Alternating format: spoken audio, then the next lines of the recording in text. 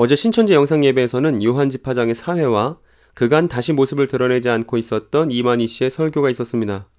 오늘 영상은 어제 신천지 영상 예배의 이만희 씨 설교 부분을 인용하고 제가 그 내용들에 대해서 짧게 코멘트를 달아보도록 하겠습니다. 이렇게 본인 설교를 들어주고 또 정리까지 해주는 사람, 그런 비신천지 교인이 있다는 사실을 이만희 씨가 알면 저에게 고마워해야 하지 않을까라는 생각이 잠깐 들었습니다.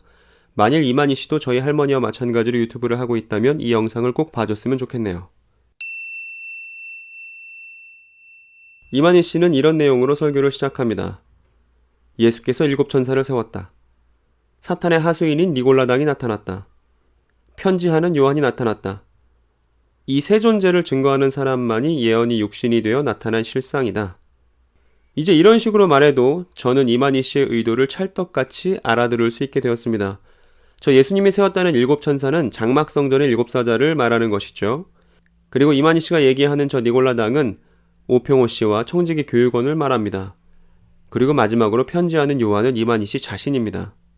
신천지 실상이라고 말하는 이만희 씨의 개인 주장의 허위를 확인하는 것은 어렵지 않습니다. 저 세 가지 중에 하나만 골라서 확인하려고 해도 실상이 허구라는 사실은 쉽게 드러납니다. 7천사에 대해 알아보기 위해서는 실상 이야기를 호생기도원에서부터 시작하기만 하면 됩니다. 즉 이만희 씨가 계시록의 7사자라 증언하던 사람들이 어떤 사람인지 알면 그렇게 하는 것만으로 신천지에서 들었던 것과 판이하게 다른 진실을 확인할 수 있는 것이죠. 장막성전의 7사자들에 대해서는 화요지식살롱이라는 채널에서 영상을 잘 만들어 두었으니 확인 바랍니다. 그리고 네이버에 검색해도 대강의 내용을 확인할 수 있고 무엇보다도 현대종교 1973년 10월호를 보면 고 탕명한 소장이 호생기도원 사람들을 만나서 취재한 기록도 확인할 수 있습니다. 1973년 기사니까 신천지가 생기기도 전의 기사이고 신천지와의 이해관계가 전혀 없는 자료니까 믿을만하다고 볼 수 있겠죠. 다시 말씀드립니다만 신천지 교인분들은 호생기도원부터 차근차근 실상을 검증해 보시기를 바랍니다. 그러나 그 예수님을 보니까 육체가 아니었습니다. 정말 봐도 누가 누군지 모르겠고 대단한 하나의 빛의 존재였지요.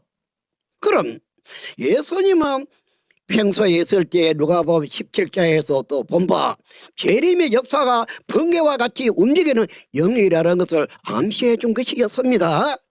그러합니다. 그래서 오늘의 우리는 일반적인 신앙이 아닙니다. 요한계시록 1장에서 예수님은 우리에게 낯선 모습으로 나타나십니다. 그런데 이만희 씨는 그런 예수님의 모습이 재림 때의 영의 역사라고 또 거짓말을 합니다. 제가 신천지 세계관을 말씀드렸던 지난 영상에서 이 부분을 강조하고 있는 것이죠.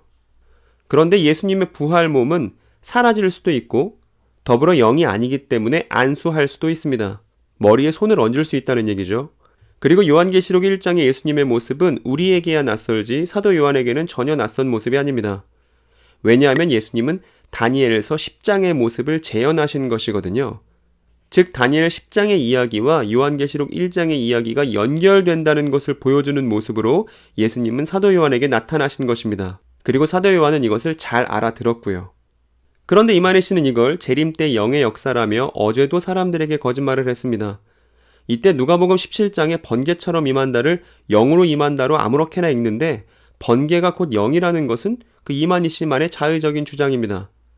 예수님의 부활하신 몸은 사라질 수도 있고 순간이동도 할 수 있지만 그럼에도 식사가 가능한 특별한 몸인데 이만희 씨는 이 특별한 몸을 어떻게든 영으로 바꿔놓으려고 합니다. 왜냐하면 그래야 자신 안에 예수의 영이 있다며 자신이 정당성을 얻을 수 있기 때문이죠.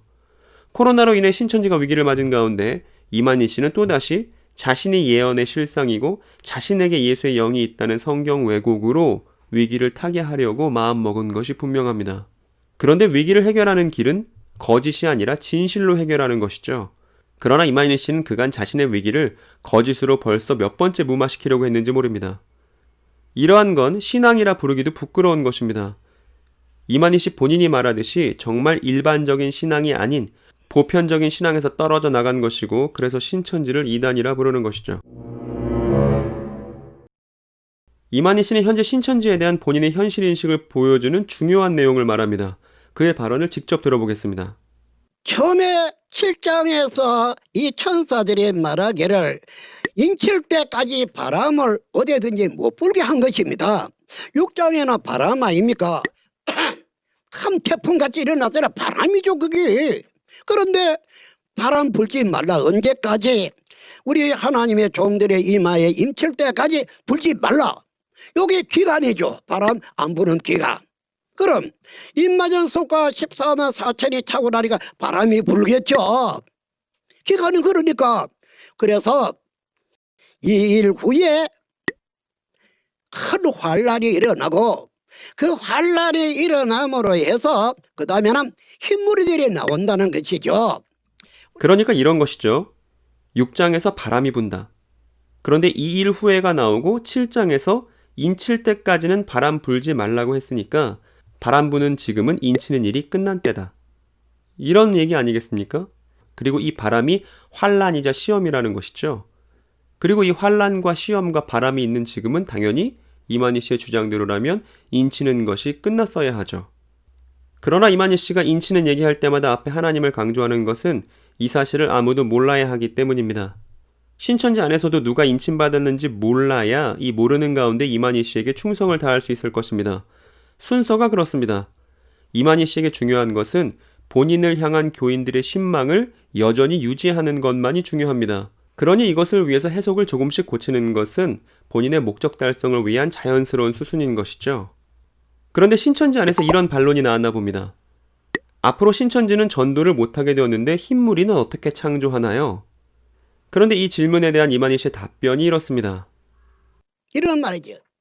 이러한 식의 입장에 놓여 있는데 우리가 어떻게 우리 말 듣고 앞으로 오고 전도도 못할 입장인데 흰물이 어떻게 오르냐? 그렇지 않습니까? 그러나 이 사람들에게는 뭐 전도를 하기나 인칭 그런 게 아니고 그래 큰 환란 중에서 나온다 이런 말이 있으니까 그런가 보다 우리는 이제 그리 생각하겠죠. 그렇습니다. 흰무리를 전도하거나 교육하라는 말이 성경에 안 나와 있다. 흰무리는 환란에서 나온 사람들이다. 라는 것이죠. 그리고 여기서의 백미는 바로 그런가 보다입니다. 만일 이만희 씨가 이 코로나 사태를 예측하고 미리 교인들에게 말했다면 지금쯤 박수를 받고 있을 것이고 이만희 씨도 떵떵거리며 자신있게 나설 수 있었을 것입니다.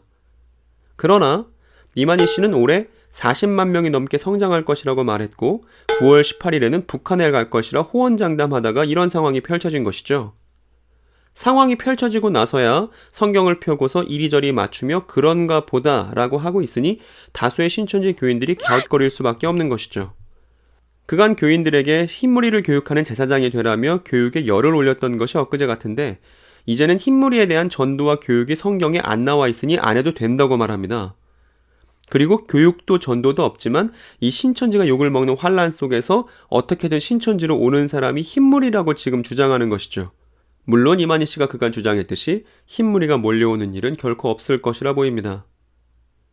이렇듯 말씀으로 사태를 보는 게 아니라 사태가 벌어지면 그 사태에 따라서 말씀을 이리저리 짜맞히는 추태를 여전히 이만희 씨는 고집하고 있는 것이죠.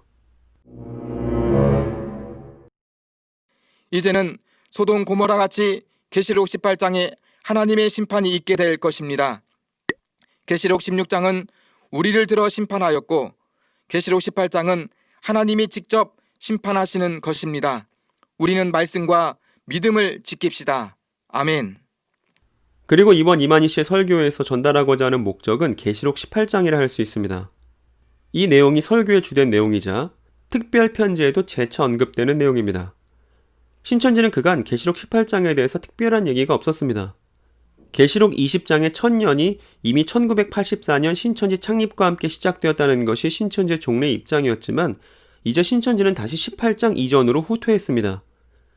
그리고 18장에 하나님의 심판이 있기 전에는 19장, 20장은 일어나지 않는다고 주장하네요. 이건 고문이 따로 없습니다. 전에는 14만 4천 명만 모으면 된다더니 또 국제법만 제정하면 된다더니 또 종교 대통합만 하면 된다더니 또 흰무리를 창조하면 된다더니 이제는 하나님의 심판 없이는 안 된다고 주장하고 나섰습니다. 뭐가 되고 뭐가 안 되는 건가요? 어제 예배 영상을 보신 분들은 아시겠지만 이 영상에서 최동희 씨는 유독 말을 더듬습니다. 심각할 만큼 여러 차례 말을 더듬는데 혹여나 영상 예배라서 긴장해서 그런 것이라면 앞으로 떨지 말라고 제가 당부를 드리고 싶습니다. 그런데 혹여나 심경의 변화가 있어서 말이 제대로 안 나오는 것이라면 최동희 씨는 저에게 몰래 연락을 주세요. 지난 영상에서도 말씀드렸듯이 제가 성심껏 도와드리겠습니다. 지난날 저에게 욕한 것은 제가 쿨하게 잊어드릴 테니까 어려움하시고 꼭 연락 주셨으면 좋겠습니다. 지금이 양심선언하고 많은 이들에게 속죄하기 위한 거의 마지막 기회일지도 모릅니다. 최동희 씨 듣고 계시죠? 어쨌든 이날 신천지 영상예배의 광고는 이만희 씨의 특별 편지를 낭독하는 시간이었는데 그 편지 내용은 예수의 제자들이 이스라엘에서 쫓겨났다는 근거를 찾을 수 없는 얘기로 시작해서 국민들의 신천지 해산 청원을 개신교가 한 것이라고 프레임을 씌우고 검찰 수사와 압수수색 얘기가 나오니 다음과 같은 궁색한 얘기로 마무리됩니다. 이건 직접 들어보시는 게 좋을 것 같네요. 고담에 산천도 얽으면 죄가 되고 새 옷도 털면 먼지가 난다고 했습니다. 초림 예수님 때와 같이 이 세대가 우리 신천지를 버릴지라도 하나님과 예수님은 우리 신천지와 함께 하십니다. 참새가 죽어도 짹소리를 낸다고 했습니다. 이럴수록 우리는 뭉쳐야 합니다. 옛날이나 오늘날이나 핍박 없는 때는 없었습니다. 지금까지 1시간 정도의 영상 속에서 제가 대강 추린 것들만 말씀드렸습니다. 이 영상에서 이것 외에 지적할 부분들은 정말 많았습니다. 그런데 영상을 보면 제가 느낀 것은 이만희 씨의 잦은 웃음과 헛기침이었습니다. 잦은 웃음과 헛기침으로 진실을 감추려는 이만희 씨의 모습이 제 눈에는 너무나 잘 보였습니다. 그동안 자신의 거짓말이 누군가에게 드러날 때마다 그 사람을 배도자 취급하며 신천지를 존속시켜왔던 이만희 씨에게 지금 가장 큰 걱정거리가 뭘까라는 고민을 해봤습니다. 다름 아닌 신천지 교인들이 이만희 씨의 가장 큰 걱정거리가 아닐까요? 지금이야 신천지 교인들이 이만희 씨를 비호해주고 있지만 정작 그들도 그간 이만희 씨가 거짓말을 해왔다는 사실을 깨닫기만 하면 이만희 씨가 아군이라 생각했던 그들은 이만희 씨를 가만둘 수 없는 사람으로 한순간에 돌변할 것이기 때문입니다. 이만희 씨가 필사적인 거짓말만이 본인의 살 길이라 생각하는 것은 이 때문이 아닐까 생각했습니다. 그런데 저라면 하루도 제대로 잠들 수 없을 것 같습니다.